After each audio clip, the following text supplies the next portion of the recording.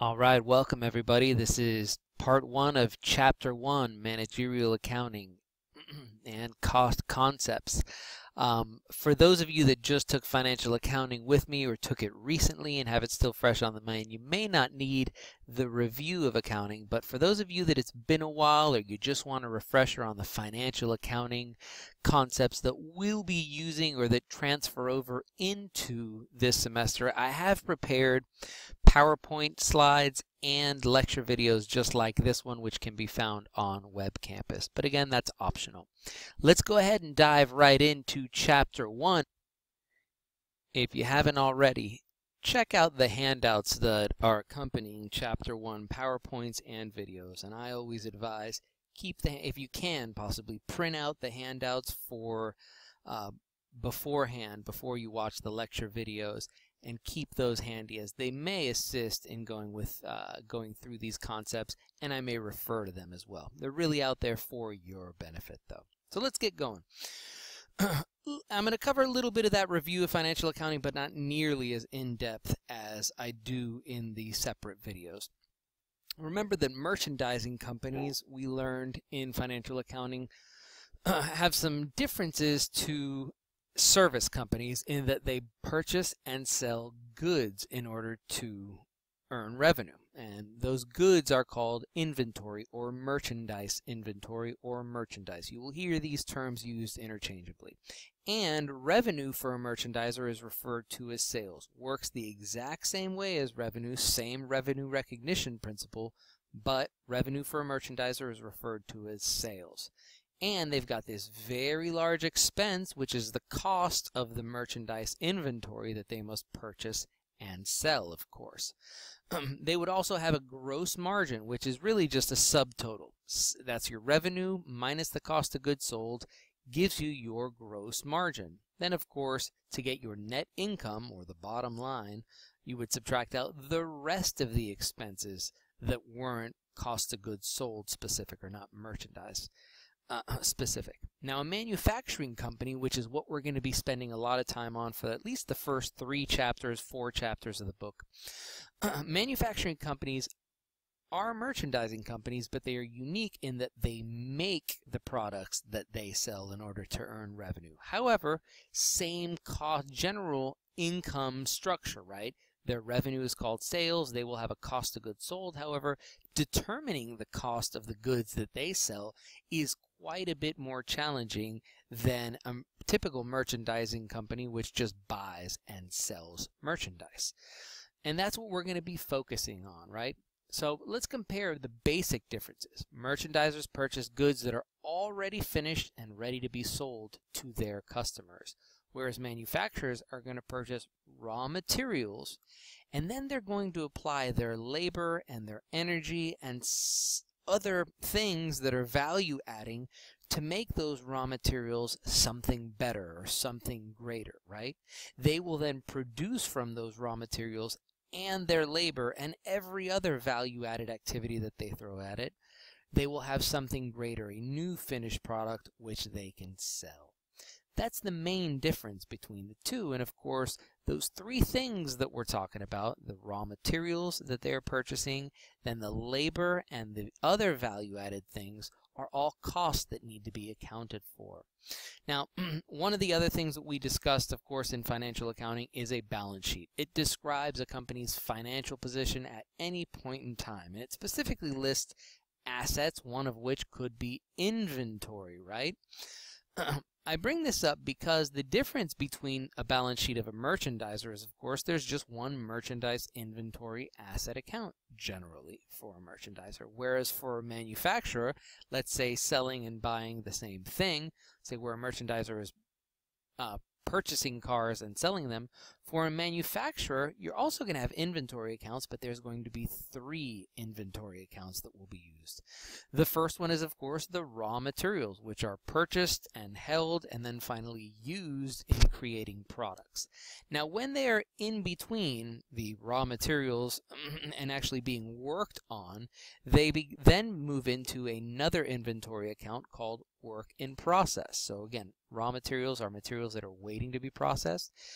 Work in process is, of course, the inventory that has already started being worked on. And remember, that's not just raw materials that are going to become something greater, but it's raw materials plus labor plus everything else that they throw at it, which we're going to refer to as overhead, and we'll explain in just a bit, which is being added to the work in process. And we have to account for all of those costs, the material, the labor, and everything else that is helping us make this product. Then, of course, once it's done and complete and ready to be sold, then we move it from the work in process inventory account into the completed products or finished goods inventory account, and that's where it's ready to be sold. And that finished goods account really mirrors a merchandise inventory account from a typical merchandiser. But all the steps ahead of time take a moment. Now, the inventory systems, by the way, this is slide number 2 from the Chapter 1 handouts. Real important that you get familiar with this and understand what it is.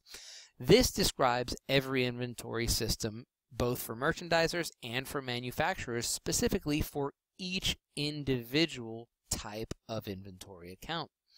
What I mean by this slide, let's assume, for example, the beginning inventory in any inventory account is $10,000. We go out and purchase more inventory for $5,000. The total inventory we then have available to us for this period, if we had $10,000 in beginning and we add another $5,000 to it, or we go purchase another $5,000, well, then we've got $15,000 of inventory available. And if at the end of the period I go and look and there's only $2,000 of inventory remaining in ending inventory, $15,000 was there, there's only $2,000 left, well then I know I've used $13,000, right? That's all that this describes. Additionally, let's say we still have that $15,000 of inventory available, and I know that I used up $10,000 of it. Well then, by that same rationale, that same property, we would expect to have $5,000 of ending inventory in that account. And this can be used, this graphical representation can be used for every inventory account that we will be working with. Now, raw materials is fairly simple for the manufacturing accounts, right? What that is materials that we have that are going to be used in our manufacturing. Any additions would be us going out and purchasing more materials. Reductions is when we take them out of the raw materials, let's say warehouse or storage room, and actually start working on them in our manufacturing facility. Once we start working on them, they then become additions to work in process, right? We would have had some products that we've already been working on. That's our beginning balance. But we're adding to it not just materials, remember that, but materials and labor and overhead, which are going to come from different areas, right? So our additions to work in process is materials, labor, and everything else that we are expending to build our final products. Then, of course, reductions to the work in process account are things that are finished. Once we're done with the products and they're ready to be sold, we take them out of the work in process inventory account and put them into finished goods inventory account.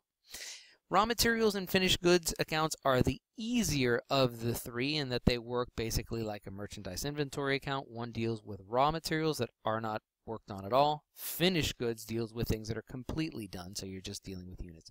Work in process, on the other hand, additions to the work in process requires those three things, which we're going to get into now.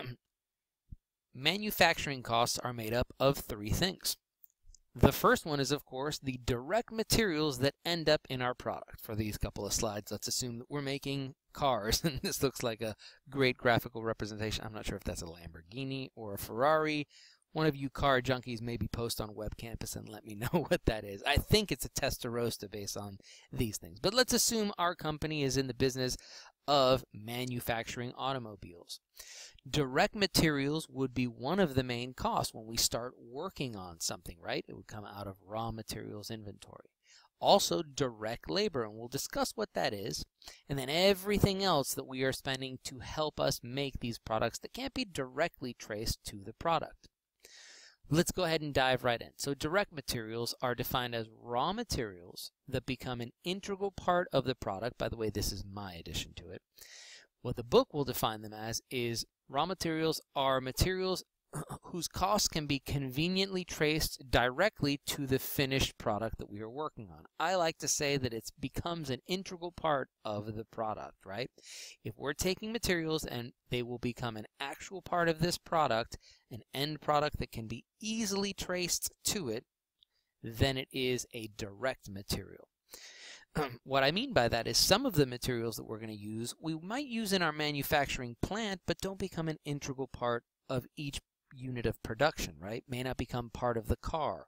Some direct materials might be screws, belts, oils, lubricants, glues, you name it. Things that are used throughout our manufacturing plant but don't become part of the car or whatever it is we're making. Maybe we use them for our machines or other things that we use in our manufacturing plant. Those would be indirect materials.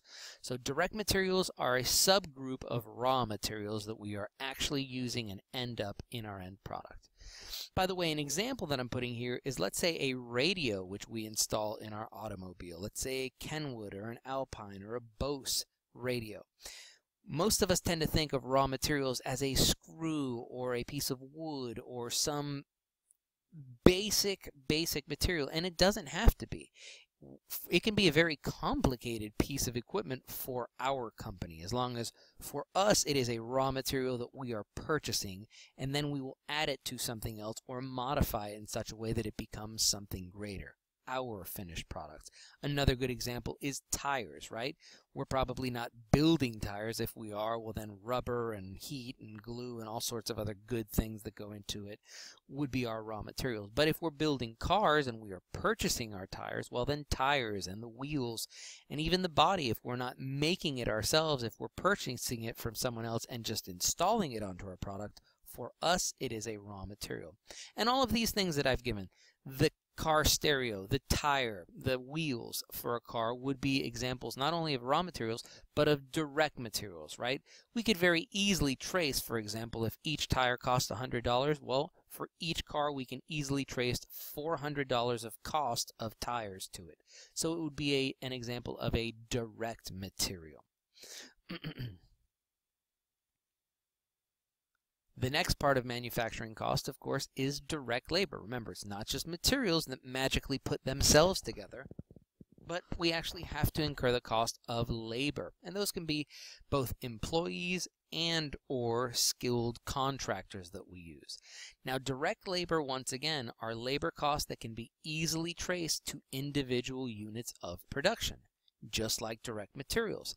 So what I like to say is what we're usually talking about are the people that are actually working on these vehicles. In other words, if each car takes, let's say, a painter 10 hours of his time, well, I can very easily calculate then if we pay my painters $10 an hour and it takes them 10 hours of their time to paint each car, well, then very easy to trace $100 of labor cost, at least for the painter, to each car. Same thing for those people that install tires. If it takes them 1 hour, we could very easily install 1 hour of their, a portion or trace 1 hour of their cost to each individual unit of production. So what I like to think of is people that are actually hands-on and actually doing the production. You know, automobile assembly workers would be a good example, someone who paints this thing or has a specific job. But there's a lot more to a manufacturing plant than the people that are just doing that. And there's a lot more materials that go into things than just those tires and radios and other parts. Things that need to be used around the manufacturing plant to keep the manufacturing plant going. And all of those costs need to be incorporated into the cost and recorded as the cost of each unit of production or of our inventory. So this is that tough concept, and I want you guys to make peace with this, okay? This is what will determine your success in this course, is understanding particularly all these manufacturing costs and this one manufacturing overhead that we're going to discuss now. So remember, we've discussed raw materials, which specifically break down into two things: indirect materials and direct materials. Direct materials are the ones that end up in our product and their costs can easily be traced to individual units of production. And then there's labor cost. Some are direct labor costs whose costs can be easily traced to individual units of production, and then there's other labor in our manufacturing facility. Here's what I mean. To open up a manufacturing facility and start building our own products, we're not just going to pay the people that are putting together the cars, for example. We're also going to pay, let's say, managers who we may not be able to trace their salary to individual units of production, right? We may have janitors, we may have security guards, receptionists, you name it, all sorts of other employees that work specifically at the manufacturing plant. What I mean is, if we didn't manufacture our own products, let's say we just bought and sold cars, we wouldn't have to pay any of these people. We're only paying them so that we can create and manufacture our own vehicles. So the amount that we pay them, the cost that we pay them, are actually a cost of our inventory and needs to end up in the inventory. Additionally, materials and parts and things that we use around our manufacturing plant, lubricants, cleaning supplies, screws, belts, parts for machines, brooms, you name it, all materials that don't become an integral part of our finished product, but are still necessary, right? And we can't easily trace their cost to individual units of production. How do you trace the cost of a broom to 300 cars that we made today? Kind of tough to do, right? But yet it's still a cost of it. And that may seem bizarre because what does a broom have to do with building a car? Well, again, all costs associated with building or manufacturing our products are product costs that need to be calculated and recorded as part of the cost of that inventory. Just as when merchandisers, when they go out and purchase, let's say, something for $1,400, but it costs $150 to ship it and $50 of taxes, when they go out and purchase inventory for that amount, it's not just the price tag of $1,400, but the taxes and the shipping, all of the cost that it takes to get that product ready and available for sale are part of the cost of the inventory, right? So we would have inventory of $1,600 in that example. Even though it costs us $1,400 on the price tag, it costs us another $200 to get it ready and available for sale. These are inventory costs, not expenses. Real important. So the same thing goes with manufacturing, only it's far more complicated. All of the costs that are manufacturing related must make their way into the actual cost of the inventory. And we do that by grouping them into this group called manufacturing overhead. And that is everything that cannot easily be traced directly to specific units of production that is manufacturing specific. Seriously, make peace with this concept. We'll continue on in our second video in just a bit. I'll see you there.